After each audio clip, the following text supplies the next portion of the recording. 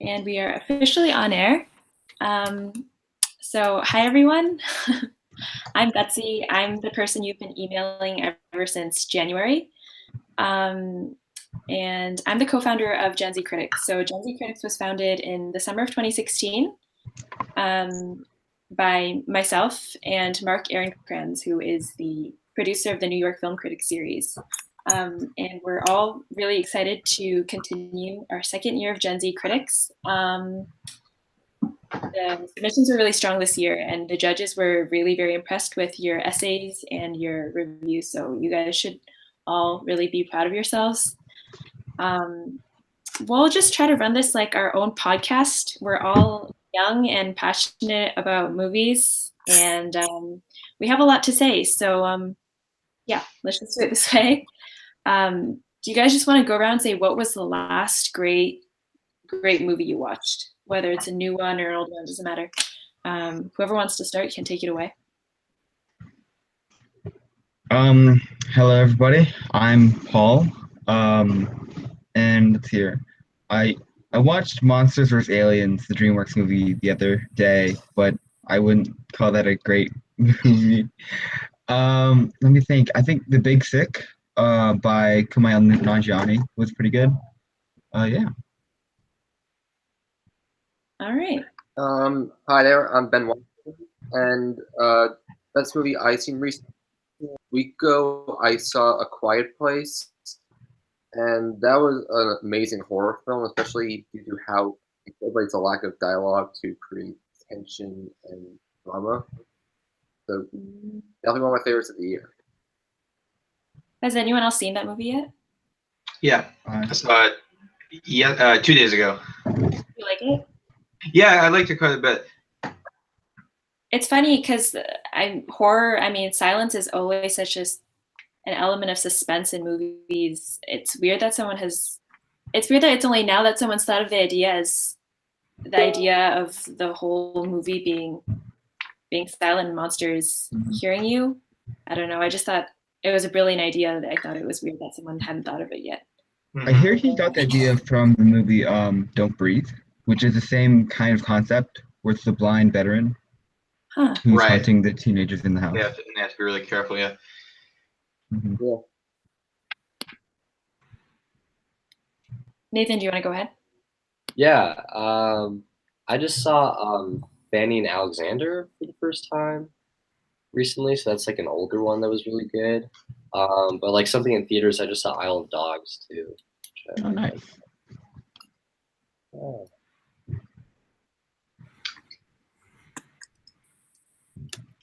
Well, I just saw, actually, I saw Ninotchka for the first time in class 2 weeks ago. So I didn't Ninotchka by Ernst. Yeah. It has Greta Garbo in it. It's a picture that is advertised as Garbo Laughs. I really like it. It's a romantic comedy in black and white and very witty dialogues. Yeah, highly recommend it. Okay, I guess I'm James, and I've been on a bit of a Michael Mann kick this past week, so I watched Heat the other night for the first time, and that was pretty awesome. So that's the last really great thing I saw. Nice.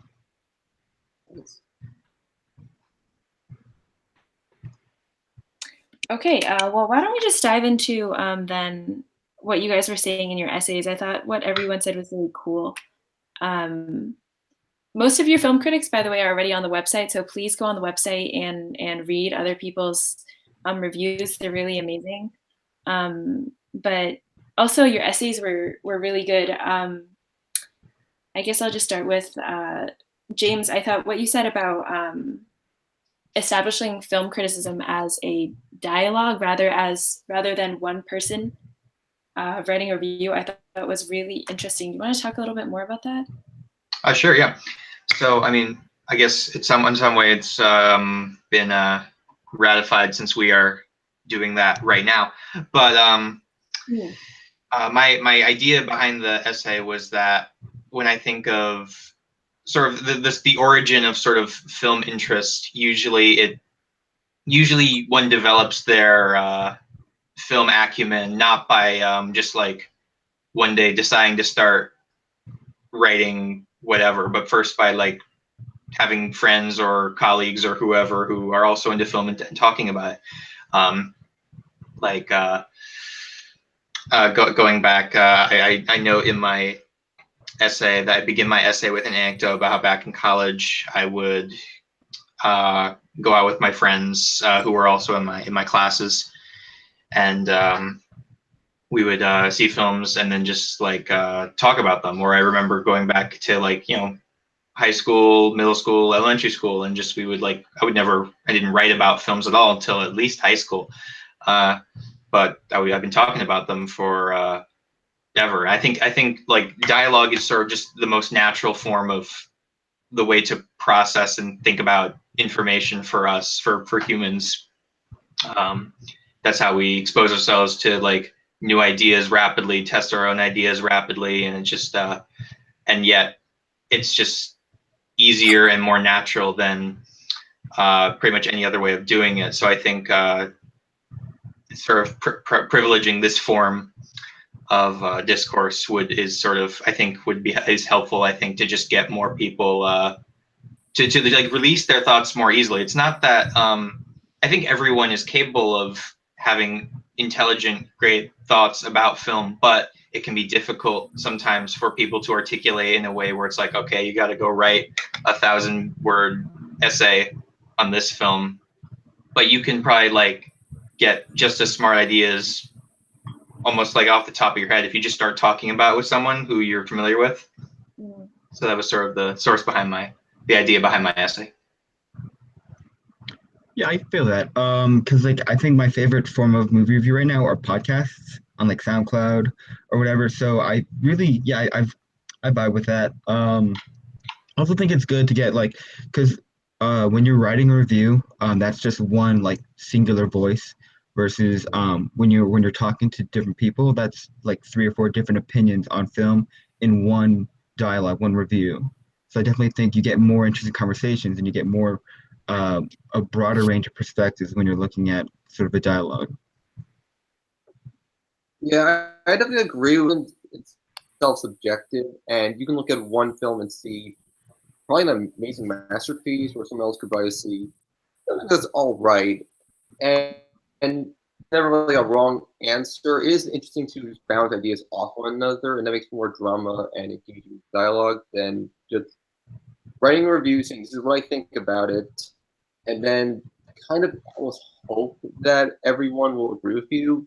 You always see the job of a critic to inform people, but never like make a definitive statement on what a movie is. Because opinion could change 5 years down the line, or maybe a movie I wasn't like beforehand could become more well respected. It's our job to give people an experience of what a film means in a broader sense. Mm. That's interesting that you say that, actually, because it's true that perceptions of a movie change as time passes, and then sometimes things that were complete flops in the beginning have a revival later. Like, I think it's only in recent years that people really started to love The Shawshank Redemption. At the beginning, I actually don't think it was like that. And then who knew that, what's his face? James Franco would take a movie like The Room and then be able to make such an amazing movie about making a movie like 15 years later. So the context and the time is really important, I think. Right, because there's I think Breakfast at Tiffany's, which is like the really racist scene with Mickey Rooney, and You just watched it. that did not age well. Yeah.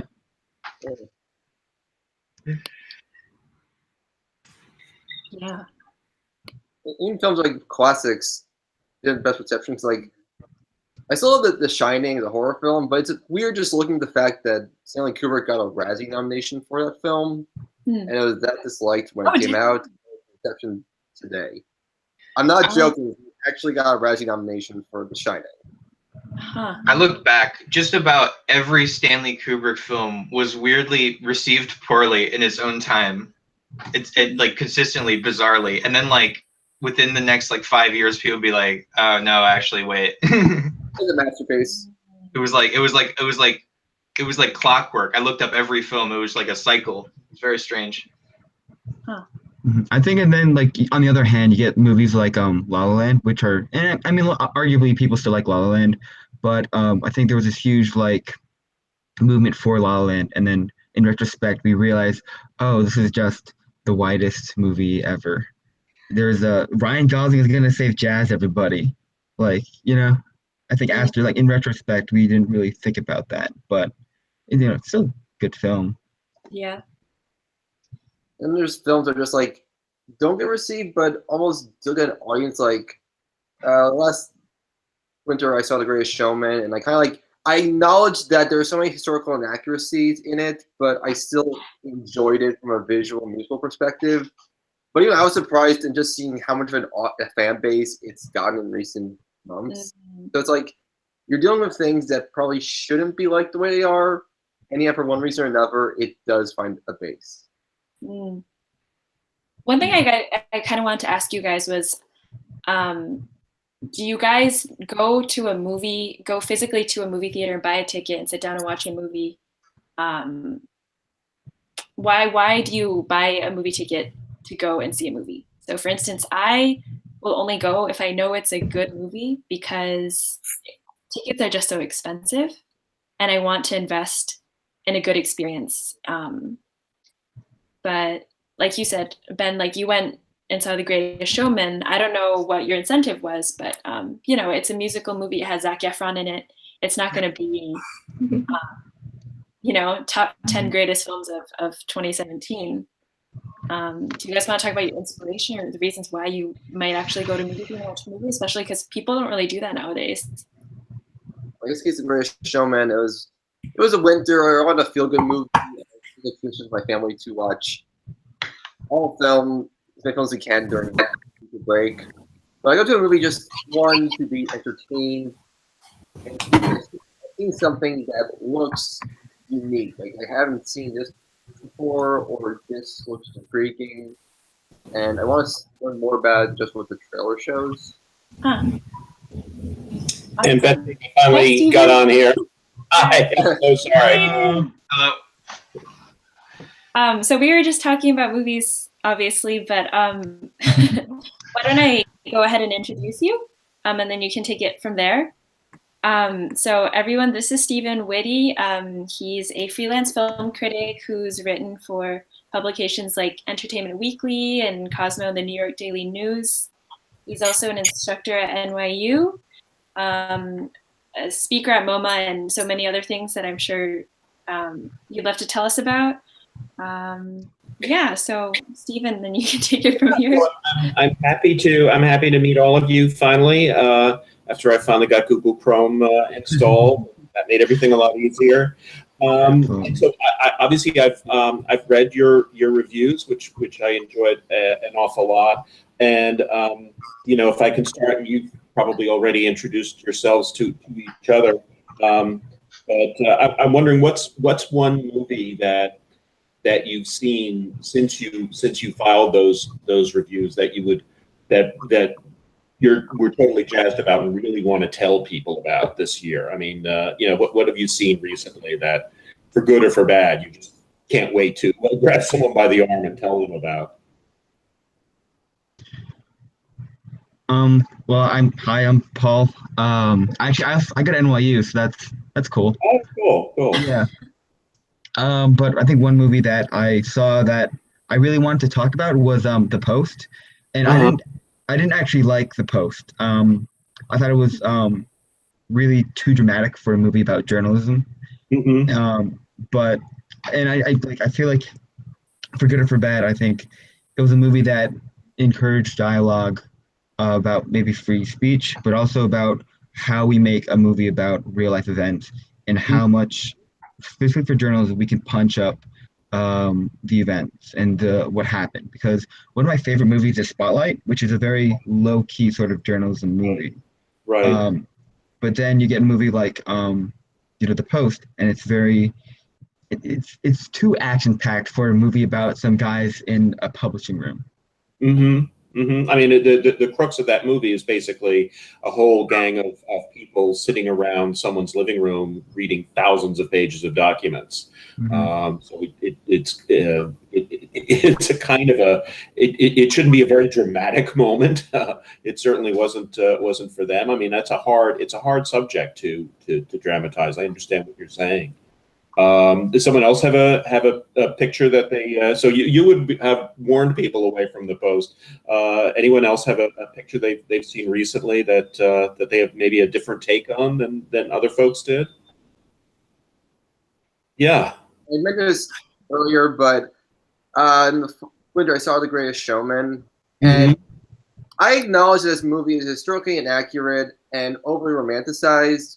The visual style and soundtrack were really enjoyable to the point that I kind of intentionally con myself into admitting it's false, but I enjoy it, and I would probably watch it again if I could, just because it does offer some feel-good underdog tale. That part can be recommended as long as you acknowledge that you're not watching this for a real life drama. You're looking at this for great soundtrack, good visuals, and being compelling as usual. Anyone else have a movie that really struck them recently, for good or for bad? I recently saw Unsane, Stephen Whitty, and I don't know. I thought it was really good. I enjoyed that a lot, and that was one where like a lot of the audience members in the theater I was in seemed to really not enjoy it, or the ending of it.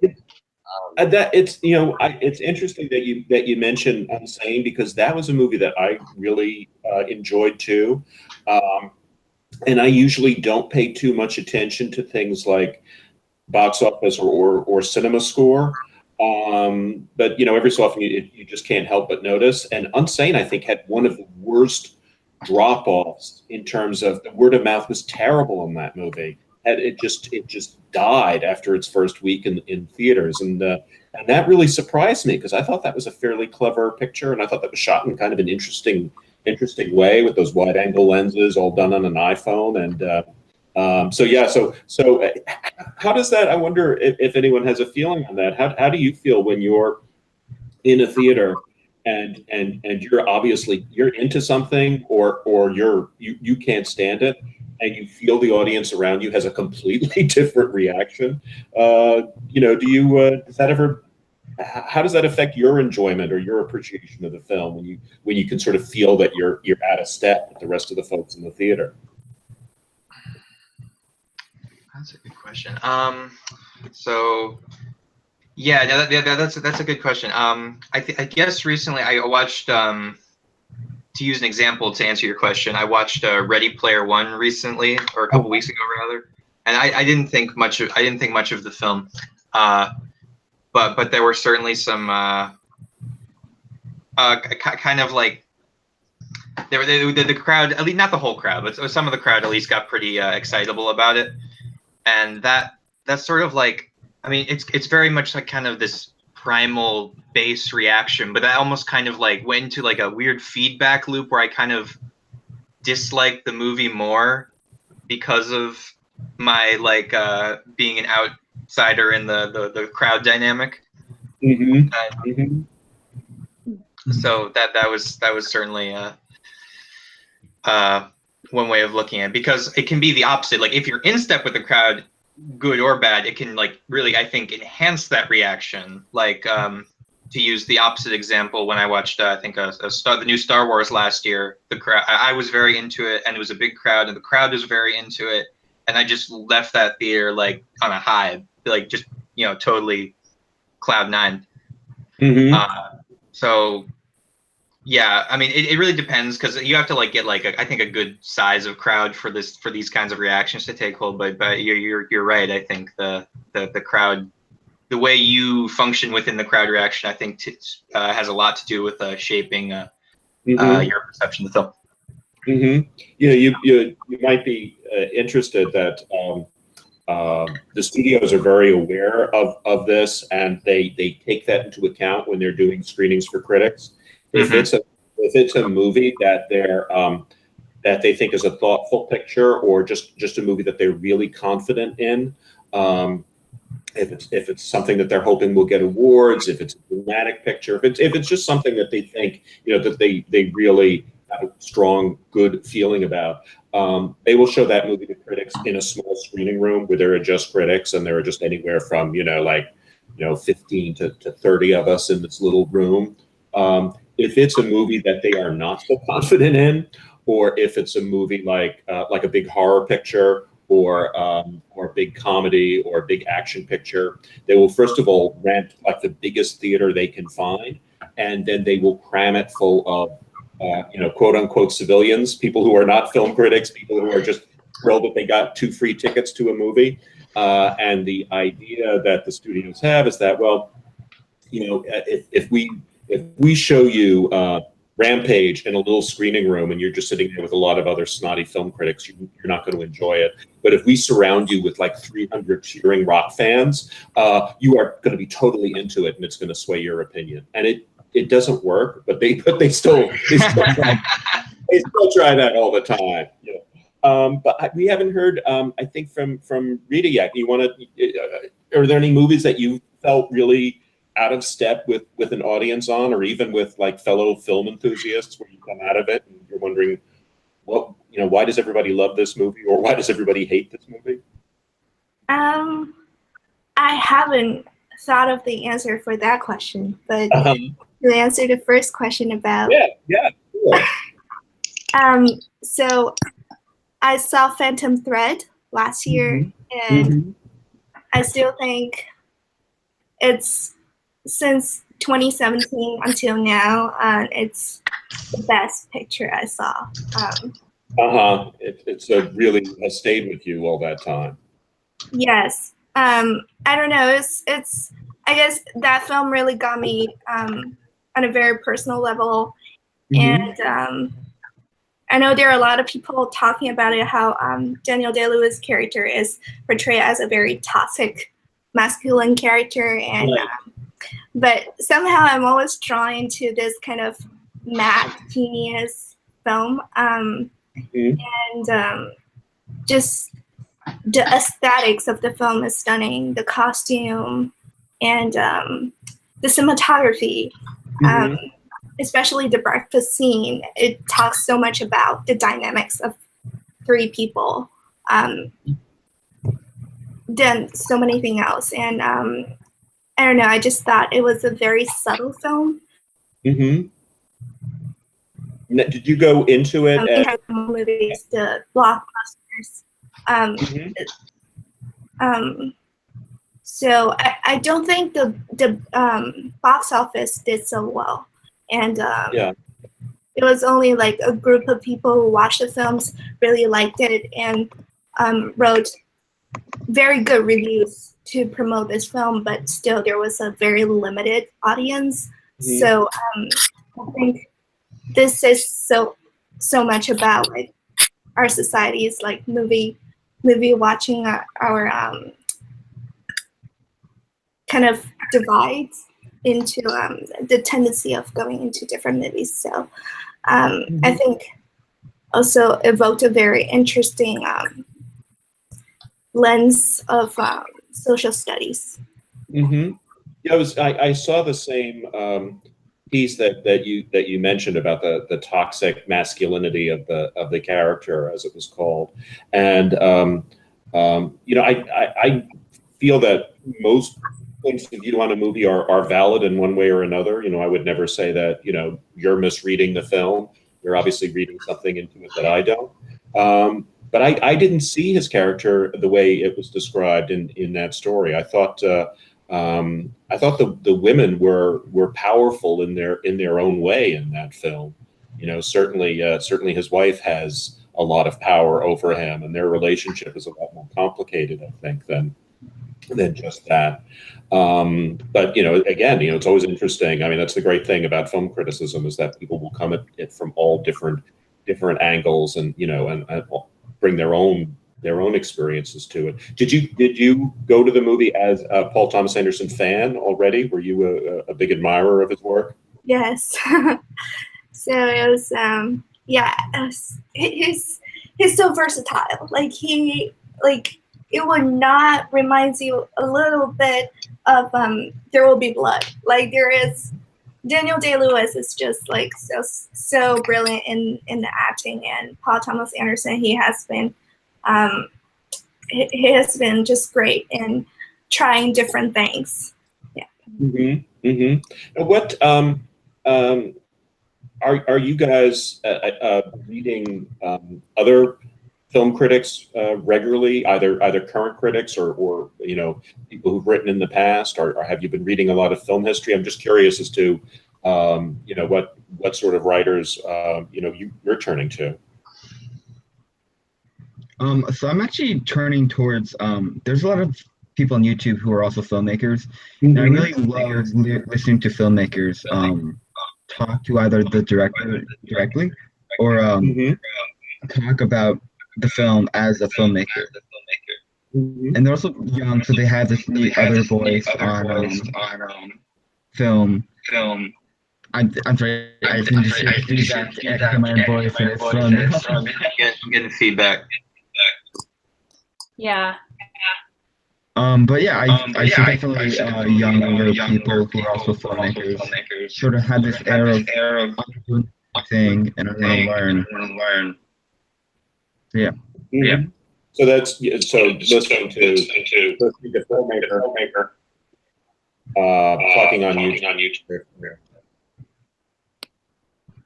Anyone else? I would. Actually, I do.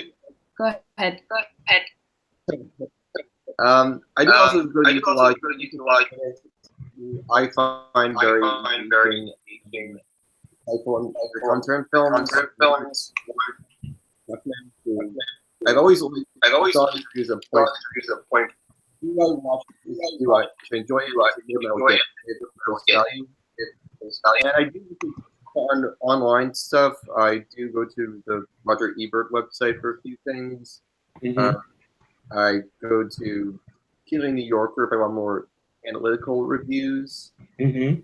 But I do also like to go in kind of blind, just so if I write a review myself, I don't want to feel always influenced by someone, but I don't mind getting alternative opinion on whether or not something's good or bad, because you want to at least understand where people are coming from before you critique them, but you also want to understand that your vision of a movie might be different than what someone else does. The same scene to be interpreted more than one way, or positively or negatively, depending on how one perceives it. I feel like the landscape of film criticism is changing, per se, because people now are getting as much online critics and YouTubers as they are from journalists and newspapers. So I guess that does make for an interesting dynamic on what qualifies one's credibility and being a critic. Mm-hmm. I tell you, the one. I mean, I read a lot of people, and and I'm aware of folks doing stuff on YouTube and do podcast criticism. I think all of it. I think all of it is great. The one thing I've got to say, I just cannot wrap my mind around are the YouTube videos of people watching trailers. It just seems like the strangest kind of thing. But there are YouTube videos of people opening up action figures, so why shouldn't we have videos of them watching trailers? But that has always seemed sort of odd to me.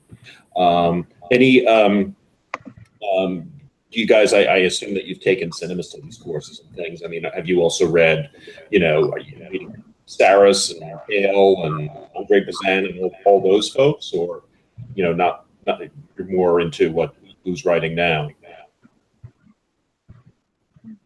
No, I've definitely done that. I think I have a book. I think I have on film somewhere in here. Mm-hmm. The Bazin book. Yeah, I'm out of college now, but yeah, I would do. We did a lot of that. Not so much the kind of like it was more focused, I think, on sort of early, more theoretical kind of readings and less on kind of the more the more mainstream published, like your Kales and your Sarases. So I've read less of them. I've kind of got this like gap where I've read a lot of like early texts, and then I've read a lot more recent texts, but I'm not. There's like this whole gap in like the 60s and 70s where I haven't read all that much, or 80s, you know. But yeah, I've definitely read a lot of that early stuff. I think I have a book of. Yeah, one sec. I have Eisenstein film form right here on my desk next. Yeah. Anyone else have any suggestions for writers that we should be reading?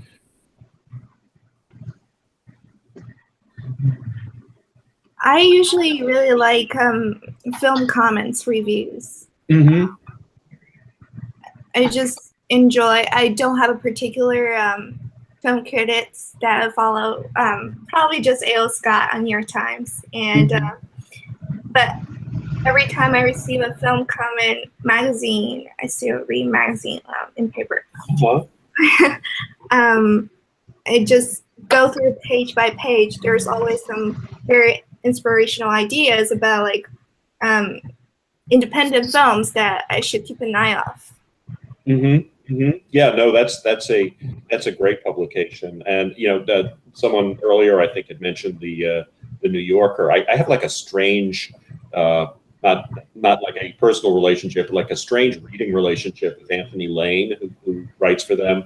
They used to go between he and David Denby, and then Denby retired, and now it's Anthony Lane. And I think Anthony Lane is terribly literate and funny, and I get a big kick out of reading him. But I find that I enjoy him more the less I care about the movie he's writing about, because sometimes I think his actual, you know, cinematic background is a little sketchy.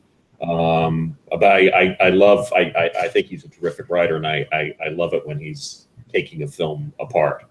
Are they now? One thing that struck me about your pieces is that in every case it was a movie that you really liked, and you know they were real appreciations of what went into making this movie, and you know why it worked as a piece of art and or why it worked for you. Have you had the experience of writing about movies that you just can't stand? Are you comfortable with that? Do you enjoy that? Because that can be a big part of criticism too. Yeah, for sure. I was actually, when I was making my submission for this, I was debating between two reviews I had written. One of which was the one I submitted of John Wick 2, which was very positive for the most part. The other was for Rings, the thing from last year, which I think everyone's like. Part of my reason for that was it seemed like everyone had like forgotten that film existed. That's right. Perhaps for the better. Yeah. But and I like that. I like the review I had written. Maybe I'll post it on the web. Have it posted on the website at some point. But I just hated the film. So I was, when I was trying to debate, because I felt I had sort of good points to write about both of the films, you know, one from the positive, more positive, one from the more negative perspective. But I think, I mean, you sort of, I guess you get sort of advice in different walks of life that like positive trumps negative, which I don't necessarily always agree with. Perhaps I was motivated in a sense that like, I will like sort of make a better first impression of myself as a writer if I set like a positive foot forward, so to speak. If you know what I'm saying, like not that I'm sure people wouldn't necessarily be impressed just as much with a bad review, but like sometimes even when I like a bad review that's well written and I agree with the piece, sometimes it still just leaves kind of like, it just kind of leaves like sometimes a bad taste in my mouth just a little bit. Not that shouldn't be the case. I just in terms of the review, I wanted to represent myself as like, this is the review that I'm representing myself with. I'm putting myself forward into the world as a writer.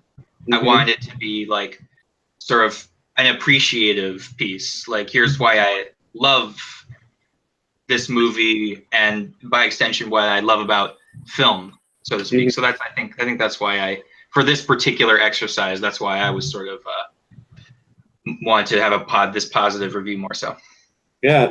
Does anybody else have feelings about negative reviews? I mean, do you enjoy writing them? Do you enjoy reading them, or would you rather not? I think it's actually a lot more fun to me to write a positive review than a negative one. Mm-hmm. Because genuinely, when I hate a movie, I want to forget about it as soon as I can.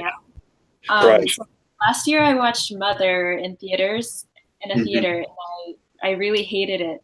Uh-huh. And I wanted to forget about it. I didn't want to spend any more time thinking about that movie, because when I love a movie, then I want to spend as much time as I can thinking about it and discovering new things about it while I write. Mm-hmm. But when there's a movie I want to forget about, I definitely don't want to write about it. You don't want to dwell on it. Right. Yeah, I just want to forget. Also, because it was a pretty gruesome movie, so I just want to forget about what I'd seen. Right. Yeah, that was a very strong. That was an assaultive movie in a lot of ways. I know people loved it. Fun, though, I think. Yeah. I think reading a good post is always incredibly fun, but that's my opinion. Yeah. Actually, I think the angle to negative reviews, and that I'm more of a what went wrong kind of guy than a I want to forget about this, because years ago I did a review for Passengers with Chris Pratt and Jennifer Lawrence, and I ended up wanting to like it because I like both actors, but I couldn't get over the fact of how their romance was kind of put into being and what Pratt did to make it happen. It's like, I can't really enjoy this based on how it's formed. If they had shot it a different way, like if I saw one video trying to rectify things by shooting certain parts of the movie out of order to create a sense of mystery, that would have fixed things to a degree. But from what I saw, I wanted to wonder, all right, why did this fail to me, and why didn't do as well as it should have done? And then I feel like with negative reviews, should either point out why it's bad, or at least entertain your people reading this as to why it's not good. If you're going to say something crap, at least have a sense of humor about it. So, also did something on the Proud Mary film this year. They point out this film could have worked, but it really just doesn't go beyond what it tries to present itself as, and it doesn't help that the studio that made the film pretty much kind of kicked it to the curb before it even came out. So, yeah, I'm sorry, go ahead. No, it's just like negative reviews kind of dare point out that a movie is bad, but I feel like you should probably at least try to figure out why a movie does bad and how it can avoid doing that in the future, because there are way too many times when a studio produces bad films and almost doesn't care if they're bad so long as there's a revenue that comes with it. Because you see like mainstream horror films, you can pick out maybe a handful that are generally good or great. Like, Quiet Place was amazing in my opinion. Yeah. But and because it was pretty unique. But with horror films, they're almost like churned out on a basis based on like the flimsiest of ideas, like that Truth or Dare movie that just came out. It looks hilariously bad in all the wrong ways, but I know it's not going to make a difference so long as the box office says otherwise. Yeah. So you kind of want to hope making these reviews and hope that it changes someone's mind on how to do this in the future. Yeah. I mean, I write. I'm reviewing every week. I mean, there have been times, I probably review hundreds of films a year, and I love when it's a film like, Call Me by Your Name, which I adored, and I feel like I can sort of see that movie and think about it and unpack my feelings and write about what I think it's saying and how I think it's saying it. And I also get a kick out of, seeing, gosh, it just showed up on cable again last night, something like Warcraft. It's like, this is such an incredibly horrible movie. I'm really going to enjoy, ripping it into little pieces. The tough films, I think, when you're doing this over and over again, the tough films are the films that you sort of feel like, well, that was 100 minutes of my life, and it was okay. It wasn't terrible. It wasn't great. It was just sort of like, a way to spend an hour and a half. Those are really hard movies to review, I think, because I think just as movies are really emotional, I think a lot of criticism, as intellectual as it can be, is really driven by our passion about something. And if you don't feel passionately about a movie, it's really hard to kind of, get 1,000 words out of how you feel about it. Yeah, actually, I read a lot of your reviews in the Star Ledger. Yeah, I got its own subscription, and I always noticed like how when you review films like the 3 star versus 2 star, I was like, I have a lot of passion for this film. Where one I have some passion, but what they're trying to show is not what's being on screen. So I guess the movie trying and audience perception of it is: are we being invested in the movie for the right reasons, or are we just seeing things that aren't meant to be there, but they end up becoming entertaining all the same? That movie, sometimes you can look at this and think, this is awful, I don't want to see it anymore, or it's bad. When I was laughing so hard while all this stuff happened.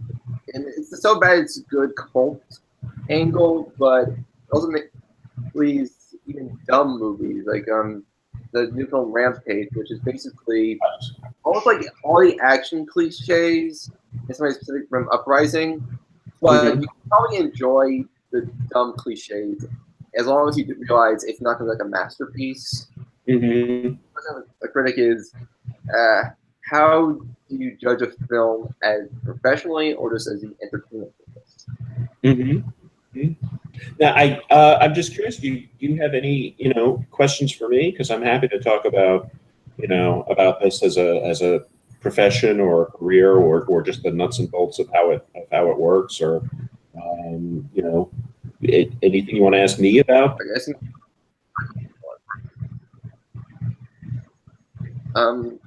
Actually becoming more mainstream. Like social media is now an accessible format for writing reviews compared to just newspapers. Do you think that the framework for being a critic has dramatically shifted? And if so, what do you think the future of it will be in like 5 years or so? Yeah, I mean it's really it really is shifting underneath people's feet. I mean the saddest thing I think about it, and I think the important thing, the most important thing I can tell you this morning is that it's a very difficult thing to do as your sole source of income and as your complete career. As recently as 10 years ago, any medium-sized paper had a film critic, and that was that person's job. And she went to movies every day and wrote about them, and that was sort of the gig. And if you were at a very large paper like the New York Times or the LA Times, that was all you did.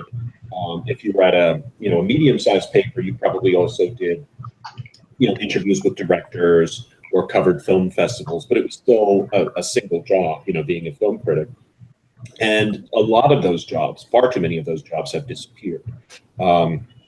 It's just cheaper for media to go to a freelance basis with the people that work.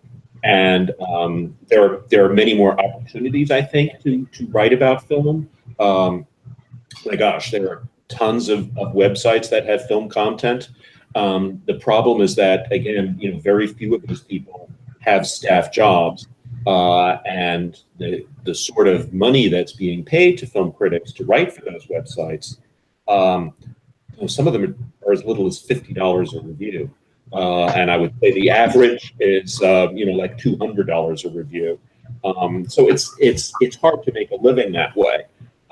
Some people, there are still some staff jobs, obviously. The New York Times has 2 full-time staff film critics.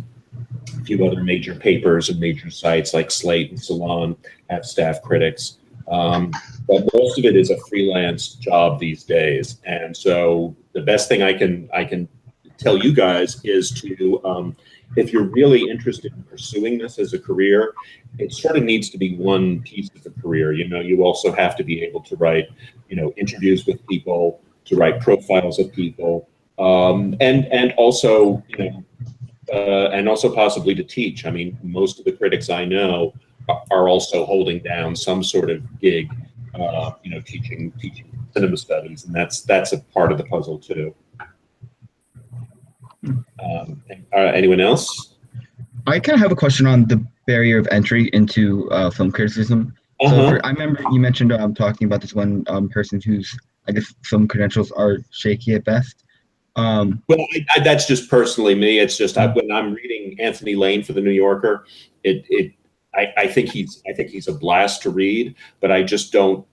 For example, I remember, and this goes back a long time, but I remember his review of Crouching Tiger, Hidden Dragon, and he was writing about it, and it was clear that he had never seen a movie like this before. And actually, that whole sort of sword and sorcery fantasy is a huge part of Hong Kong cinema. I mean, there was a huge history behind it. And it was clear, reading his review, that this was someone who had never seen any movies like this. And so that sort of diminished him a bit in my mind. It's like, well, you need to sort of come to this with some background. But I'm sorry, going to your question about barriers of entry. So like, for example, I have like next to no film experience. I have never taken a film course. I'm a journalism and public policy major at NYU. And I just, so like my experience is from like watching YouTube videos about film or reading reviews. So I'm wondering, like, as someone, like as an outsider to film coming in, do you think it's possible to like comment on film, or like what do you think the voices of film reviews should be? Oh, well, I don't want to say should. I think we need a wide variety of voices and all kinds of different voices. I think there's an important place for, really solid, aesthetic criticism. And I think there's a place for historic scholarship. And I think there's a place for reviews that are just kind of, fun to read and engaging. Or broadcast reviews that are just fun to watch, and the person is fun to watch. So I think there are all sorts of different. I don't think you need to be getting out of NYU with your MFA in cinema studies before you can be a film critic. I think you should have seen as many movies as you possibly can. I think you should have a real love for it. And I think you should be reading as much as you can and writing as much as you can. Obviously, every bit of knowledge that you have makes your reviews that much more informed and that much more valuable to people. I think it's great if you've taken film history classes, but if you haven't, you can go to the library, you can get a bunch of books, and you can start educating yourself. Just as you can. Go online and start finding movies that you haven't seen, and go watch 3 Eisenstein pictures in a row, or go, jump into some film noir that you've never seen. So I think a lot of it you can self-educate yourself, but it's good to have that, that background in history and to have that knowledge. It's great if you've ever picked up a camera or even an iPhone and tried to shoot your own movie, or if you've ever been in community theater and you have a little idea of what it's like for an actor or how a director works. I think all of those are important. Photography is great. If you're into photography and you have, or just art, and you have an idea of composition and contrast and shadow and all of those things. I mean, all of that is really valuable. I don't know that it's necessary, again, that you have, a specific degree in a kind of studies. I don't know that ever is going to get you an assignment or even a regular job. What people want to see is that you can write and that you can hold people's attention and that you have something interesting to say. Anyone else? I don't have a question per se, but I'm going to dovetail off something you just said about working with reading and working with film. Actually, like it struck me that you talked about shooting your own video or shooting your own photographs. And I would actually just like want to double recommend that, because I actually just recently in the last couple months I bought like a DSLR for myself, and I've been doing some like photography and some minor videography. And I can say with complete experience now, with knowledge, that just using that camera has caused me to notice more things in the films I am watching. Like I'll give an example, like because shooting on like my iPhone things, I never really worried that much about focus because it doesn't really have that much of a way to depth of field. Right. But on my DSLR, I have a lot of changes of that, and just having to wrestle with that and using it and learning how that works, I started noticing films' uses of depth of field and change of focus a lot more, and thinking about it a lot more, just unconsciously, just from having done that, just started happening. So I would definitely recommend what you just said. Also, just as a recommendation of how to get more access to like old film and stuff that may be a little hard to get. I found out about this thing recently. Anyone heard of Canopy? This kind of a streaming service. Not a lot of people have heard of this for some reason, which is too bad, because I think it's really incredible. It's like this streaming service, but it's like free, that you can get with a login to like a public library account. Right.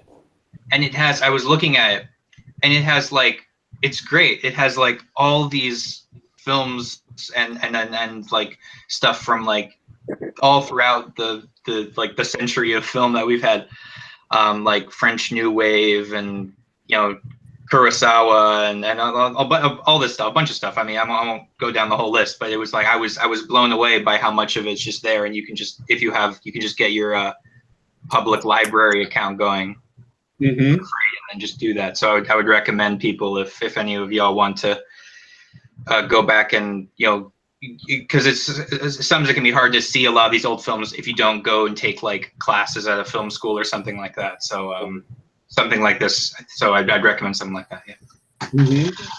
Yeah, it's interesting too. I say everybody brings their experience to it, and sometimes I can see that when I'm reading other critics. For example, I don't know if you guys read Matt Zoller-Seitz, who's over at RogerEbert.com.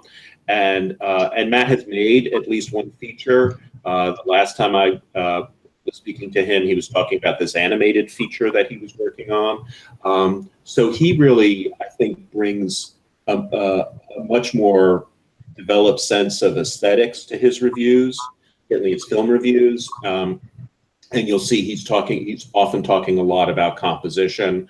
He's talking about the way the camera works, very, very specific things that you see with an artist's eye. And I have to say, my background is much more in fiction and in creative writing. And so when I'm coming at a film, I tend to focus more on the characters, on the dialogue, on the way the story is told. And I think, maybe this is a cop-out, but I think there were very few directors who, obviously, Paul Thomas Anderson or Scorsese or Tarantino are telling stories in like these amazing visual ways. And it's great to write about that. But, a lot of times I think it just comes down to the story that's being told and the characters who are on screen and the theme and the that whole sort of literary part of the movie. But what do you guys? Yes. Oh, it reminded me of, I think it's true that whatever you bring in your personal background, even if you didn't necessarily study film, definitely enriches your review.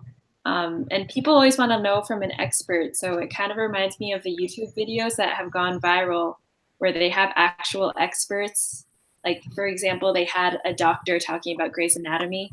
So it's so much on YouTube because people want to know, how realistic it is and what from your personal experience you can bring to verify what happened in the movie.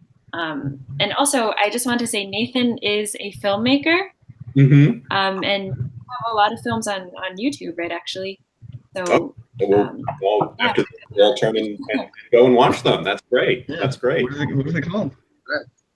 I think, if you just like look up Nathan Ginter, a bunch of stuff comes up, but like I'm currently just like working on stuff now. But yeah, no, that's really interesting because I definitely like was interested in making films before I was like really interested in watching them or reading about them or film history.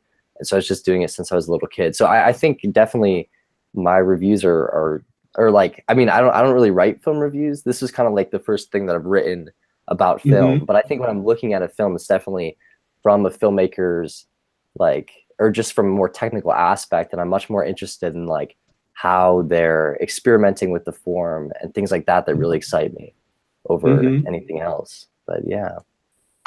As someone who's shot a lot of films, when you read reviews, are you sometimes struck by how little the reviewer may seem to know about the filmmaking process? Do you see some reviews sometimes where you think they have no idea what went into directing this picture? Yeah. Sort of like. For sure. I don't read that many reviews. I mean, I really try, like when I'm watching things, to have unbiased things. And I usually go to reviews if I really feel like I didn't understand something, or if there was something I totally missed, then I'll go to somebody who feels like they have a good grasp on it. But yeah, totally. A lot of reviews I've been reading recently have been actually from just like writers that I've been like reading their books and then just stumbling across like random things have been talking about films, and it is really interesting because they're talking about it from such a different perspective. But I feel like it's all like really valid and interesting.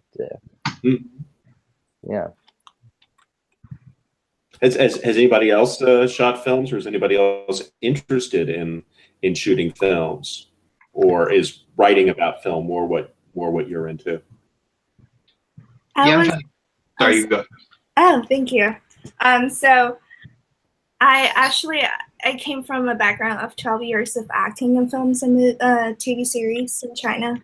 So it was interesting because that was before like all this social media, and you were just, studying and acting at the same time, and just seeing it as another extracurricular activity. So when I came to Columbia to study, I didn't intend to major in film studies at all because I wanted to kind of save it for my extra time. How do I say that? So I don't want to analyze it too deeply to affect my love for film, but for some reason, I was really attracted to Columbia's program because there's a lot of theory, writing. They really kind of inspire you to think about film, analyzing them. So that was kind of my venture from a filmmaking background to a more kind of writing, understanding film as an art form, and its place in the art history and its cultural development really interests me. It should, by the way, you just mentioned Columbia University's programs. I saw this morning that the director, and he taught there for a long time, English Foreman, passed away. And we really recommend that you search out some of his films. It was a great filmmaker, a wonderful humanist touch, and not just the American films that he made, includes National Larry Flint, but the films he made in Czechoslovakia before he left. Worth looking into. Anyone else have a question or comment? I would just be curious if you have a film, like one that stands out that you feel you saw very differently from other reviewers, or that got too much hate or didn't get enough love, or I don't know. Boy, that's a good question. I'm trying to think if there was something that I was really out of step with. I'll have to come back with that. I can't think of anything offhand. One thing that I've noticed about myself, which is kind of dull, is that my opinions on films don't change very much. Sometimes I will hear from people that they say, I saw this movie when it first came out, and I thought it was absolutely dreadful. And now I've rewatched it 10 years later, and I realize I was 10 years wrong. And I realized I've never really had that experience. My impressions of things stay pretty constant. What I have noticed about myself that the more I think about film, generally the more I will start looking at it and nitpicking at it. So the reviews that I write within a day or two of seeing a movie are generally much kinder than the ones I write a week later. So it's definitely to the studio's advantage not to give me too much time to think about a movie before I have to file my work. You know, this is kind of it's great having a group conversation like this. Because I feel sometimes this job is so solitary. I go to the alone, and then I come home and I write about them, you know, alone and at my little desk. Do you guys have a sense of community among other film enthusiasts, or are you sort of the odd person out in your group, and you know, you're the film geek, and everybody else doesn't quite share this passion of yours? Actually, a lot of my friends hate watching movies with me. Because they're just like, it's just a film, just a movie, watch it. I'm like, no, but like there are things that like were wrong about it that I didn't like, and I want to talk about them. They're like, no, just enjoy the film. And so like a lot of times that happens. I have been trying to like, I guess, branch out and meet, because I mean Tish, there's a lot of people just into film. So yeah, I think there's definitely, you can definitely find a circle of people who will gladly watch films with you and talk about them, but there's also like those people that will just watch it for enjoyment or entertainment for like an hour and a half. I'm also like, yeah, I love a lot more than other people, especially in my family. Like, I'm the guy who's always looking at film, and can only just enjoy it for entertainment purposes. I have to look at each frame, each detail, how it's shot, how a dialogue interaction works. Like, it can't just be for fun. It needs to be for why does this work and how is it framed to make it work. So I guess like I'm gonna be going to the Tisch grad program next year actually. So I guess the question is how does one find an audience that looks like some of the way you do, but you can also interact with them on a more mundane level as well as a critical level, because people who pick up reviews are probably not always going for like the really fun. Should I go see it? Because like, I guess for you, like, why do you think that people read these reviews with the reviewer? It's more than just someone saying it can be an extra factor to it. So what do you think that is? I'm sorry, you broke up a little there. I didn't hear your question. For reviews why do you think people say the reviewer constantly? Like, it's not just them saying a movie is good or bad. It's like an aspect of personality to them.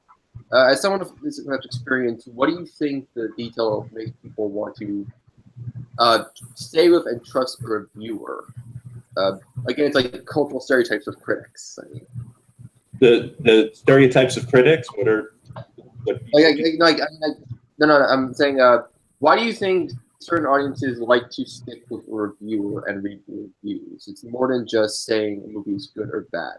What's your opinion on that?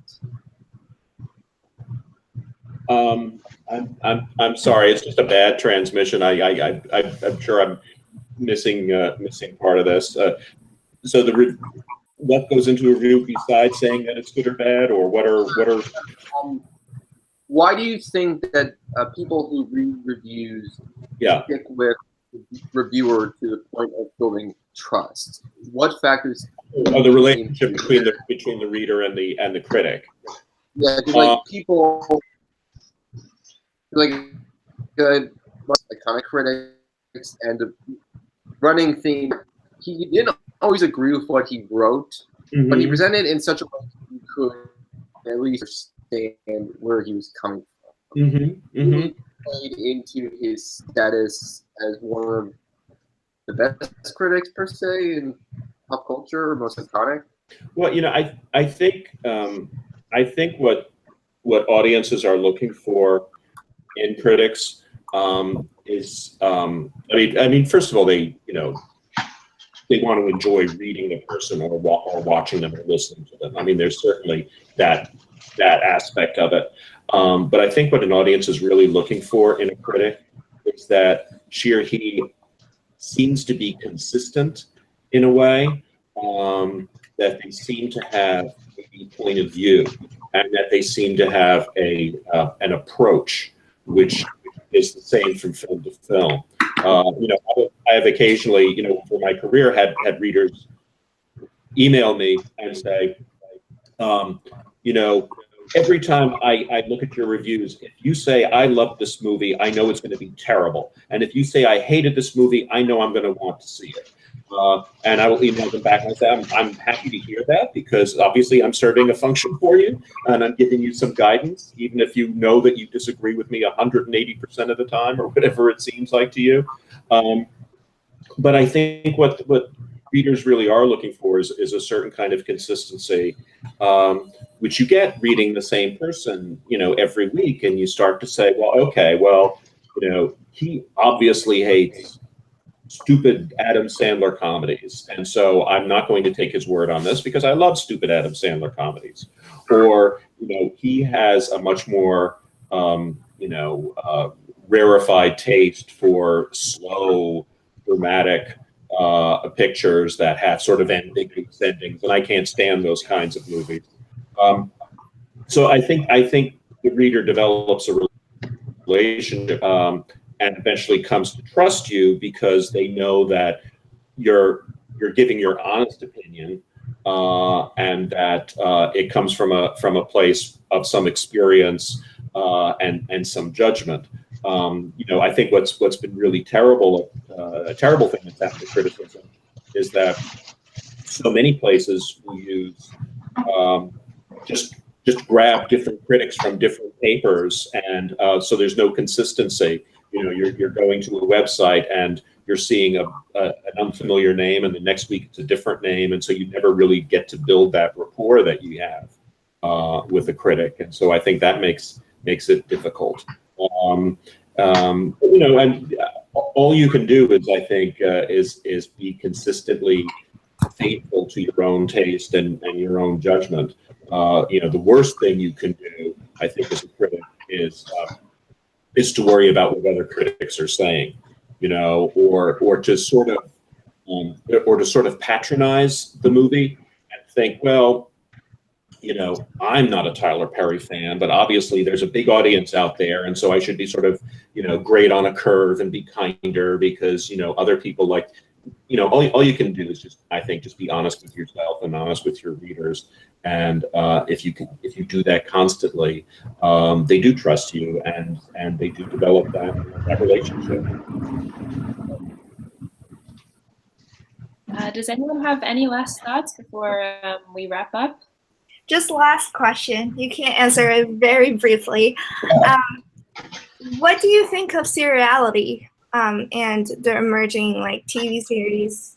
How, as a film critic, you also mentioned diverse type of writing. So, how do you write about it, or do you even write about it?